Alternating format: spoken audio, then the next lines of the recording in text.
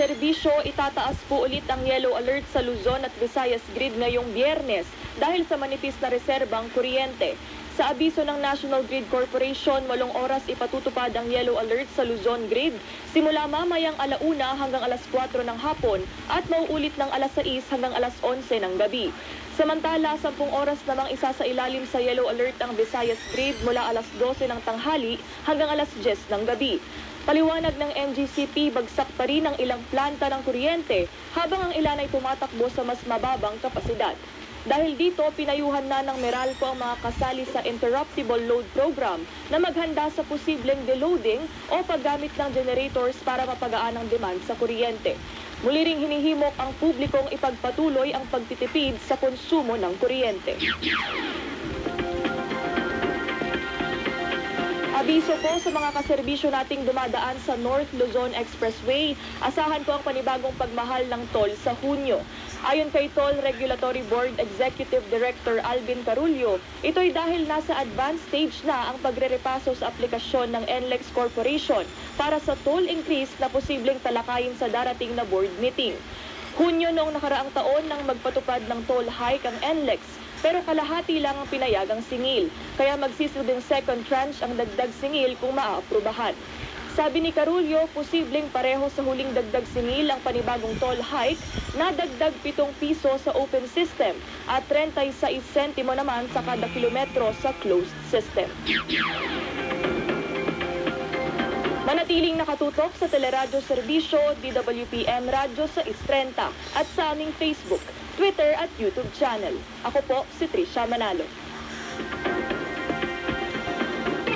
Teleradyo Serbisyo. Newsbreak.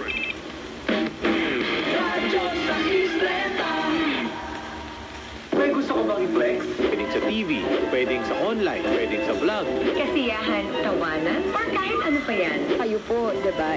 Meron din gustong i-share sa amin. Baka pwedeng ikwento nyo na rin. Punta ka na rito. Sa share ko lang. Kung meron kayong mga gustong batiin, pa-shoutout, congratulations, o diba? Good evening, good morning, good everything to everybody watching. Ako si Nick Bus. At ako naman po, si Roxanne Cruz. Tuwing Lunes hanggang Biyernes, 1:00 sa Teleradyo Serbisyo at sa radyo sa 630. Ano naman ang mga kababayan? Patuloy ka lang bata. Punta na rito para sa mga pangangailangang legal. Sagot namin yan sa Hello Attorney. Lunes hanggang Biyernes, 2:00 ng hapon sa Teleradyo Serbisyo at radyo sa 630.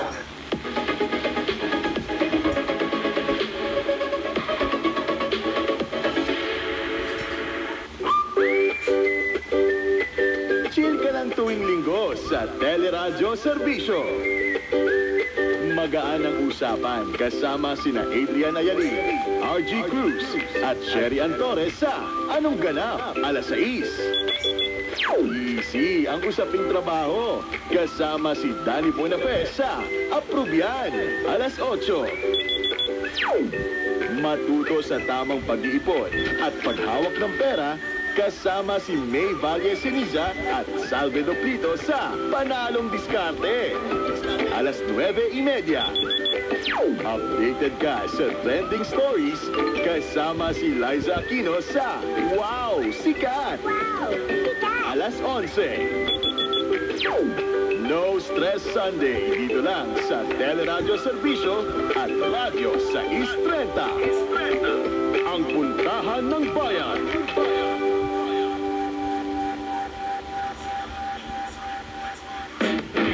Radyo sa 630. Pakikinggan ni na Johnson Manabat at Joyce Balancio ang mga Pintig ng Bayan!